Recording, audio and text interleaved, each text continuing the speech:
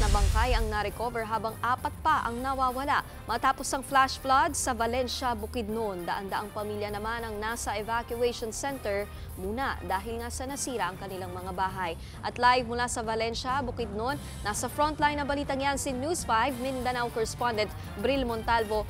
Bril, kamusta ba ang paghahanap dyan?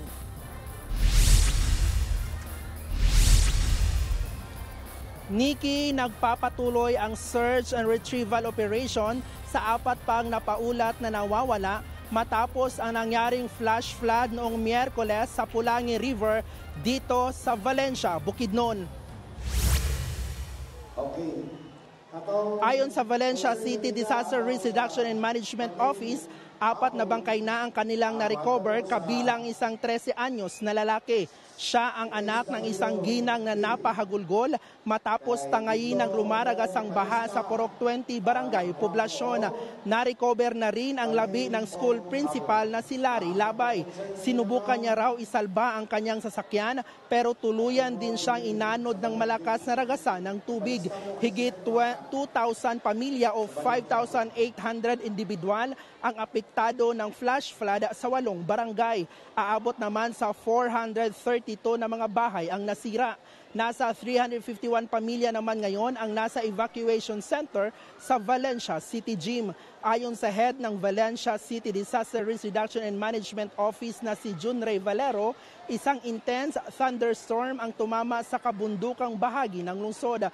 Ito raw ang dahilan ng mabilis na pagbaba ng tubig sa creek na dulot ng flash flood. Agad namang nagbigay ng paunang tulong ang LGU gaya ng pagkain at mga damit sa kanila. Hindi na rin pinayagang makabalik sa kanilang mga bahay ang mga residenteng nakatira sa gilid ng Pulangi River dahil nasa danger zone na ito. Binigyan daw sila ng relocation area. Inaalam pa ng LGU kung magkano ang pinsalang idinulot ng flash flood. Nikki, nandito tayo ngayon sa evacuation center kung saan nagpapatuloy ang assessment ng LGU at ng DSWD sa mga apektadong residente ng flash flood. Mamayang hapon naman, inaasahang magkakaroon ng special session ang City Council dito para sa pagdedeklara ng state of emergency ng lungsod sa nangyaring insidente. Nikki. Yan ang Express Report ni Bril Montalvo.